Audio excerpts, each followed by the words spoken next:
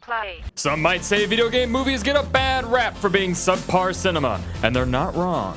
Video game movies are pretty awful most of the time, but it doesn't do much good to wallow in misery. We can spend our time lamenting the most rotten game movies of the bunch, or we can focus instead on the game-based films that are actually worthwhile. These aren't perfect, and they may make proper film buffs cringe inside, but each one has a special something that makes it worth heating up a fresh bag of popcorn.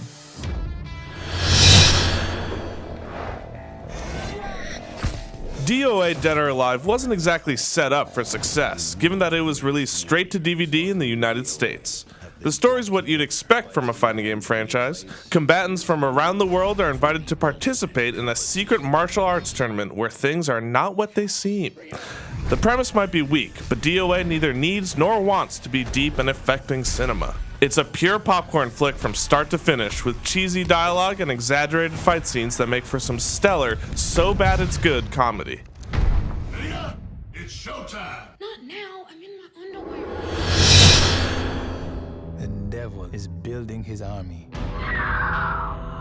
Max Payne is a movie that dreams of being Sin City when it grows up, from the neo-noir setting to its oppressive, shadowy visuals. You could say that much of that style comes from the Max Payne video games, but the movie uses its roots as an inspiration rather than a foundation, turning it into a straight-up private eye thriller. Still, it latches onto the grittiness of Payne first and foremost, making it perfect if you're looking for a mystery marinating in dark action. What, you a cop or something? Not tonight. I've seen its power with my own eyes. Releasing the sand turns back time. If you're dying for a movie that juxtaposes excellent fight choreography, flashy visuals, and Ben Kingsley sighing internally for 116 minutes, Prince of Persia: The Sands of Time is for you. A loose retelling of the first game, Sands of Time is filled with great action sequences and expert use of special effects for the Sands' time-warping properties. Jake Gyllenhaal and Gemma Atherton's performances are solid, with Gyllenhaal in particular channeling the prince's struggles from Warrior Within and The Two Thrones. It's certainly not Shakespeare, but if you're craving impressive fight scenes and sand-related magic, this won't be a waste of time. We have to get out of here. A deadly virus capable of contaminating the entire world has been released by Umbrella Corporation. The first in a series of films based on Capcom's seminal zombie franchise, Resident Evil is a horror flick that knows where to focus its energy. It doesn't follow the story of the games. Instead, this movie introduces a new protagonist, Alice, played by the lovely Mia Jovovich, and a group of Umbrella Corporation soldiers as they work to contain the T-virus outbreak. Alice's main opposition isn't the virus itself, but rather an AI hell-bent on exterminating the virus by killing everyone inside the facility. This sets the stage for some of the best gore scenes in horror history, as characters are sliced and diced by malevolent machinery in a shower of giblets. She's still standing. She isn't standing now. Assemble Task Force X. We have another suicide mission. It's Suicide Squad with an Arkham twist, dressed up like Batman the Animated Series. And all of those things turn out just as good as they sound. Taking place 2 years before Arkham Asylum, Assault on Arkham focuses on the dysfunctional adventures of the Rogues Gallery's pinch hitters as they're forced to break into Arkham Asylum. Even if you haven't played the games or scored every Riddler trophy, Assault on Arkham can stand on its own, with the sort of impressive animation and framing that's characterized most of DC's animated features in recent years.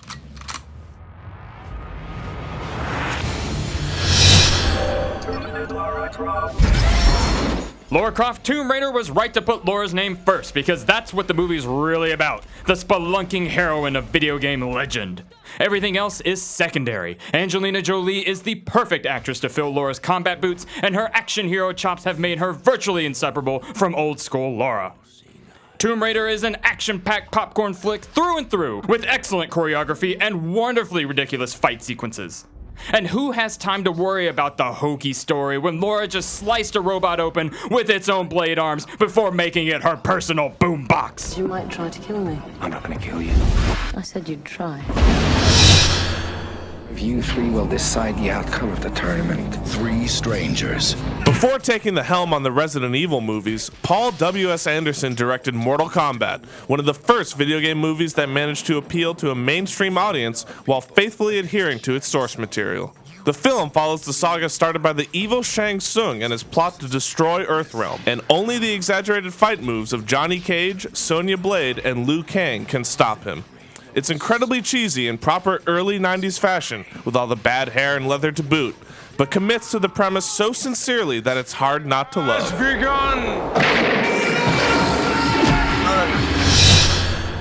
Is the new knight you promised me ready?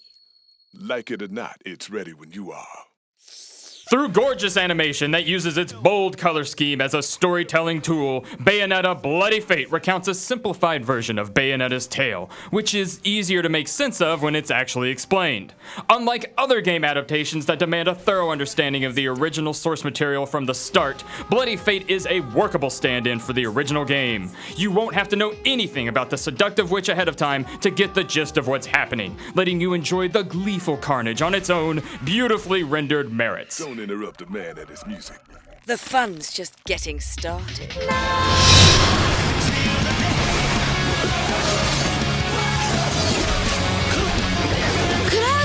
Advent Children is the ultimate in fan service, and it's not sorry. The plot practically requires a reference guide to properly understand, but its stellar cinematography makes much of its narrative incoherence forgivable. Once you actually sort out what's happening, it's the perfect story for those in need of an FF7 fix. The fight scenes are amazing, varied and gorgeous enough to stay interesting despite their frequency, with bits of character development woven in between that'll leave any FF7 fan's heart a pattering. Dress it up with full CG that still looks fantastic a decade later, and you've got a solid gift for the fans that doesn't need to make sense to be enjoyable.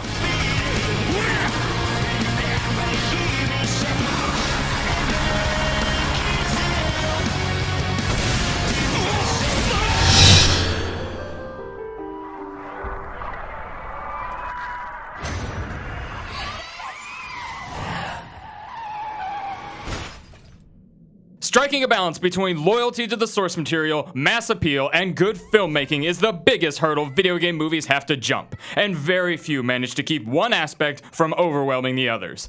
Silent Hill isn't perfect in that regard, but it comes closer than any other movie on this list. Reimagining the story of Silent Hill with a female lead named Rose, the Silent Hill movie pulls from the game's otherworldly horror for its visuals and iconography, incorporating series touchstones like the cultish order, psychic child Alessa Gillespie, and nightmarish monsters at every turn. Most importantly, it doesn't shy away from the grotesque imagery that makes Silent Hill so affecting, so you never get the sense that it's been sanitized for Hollywood. It's okay, baby. Mommy's coming.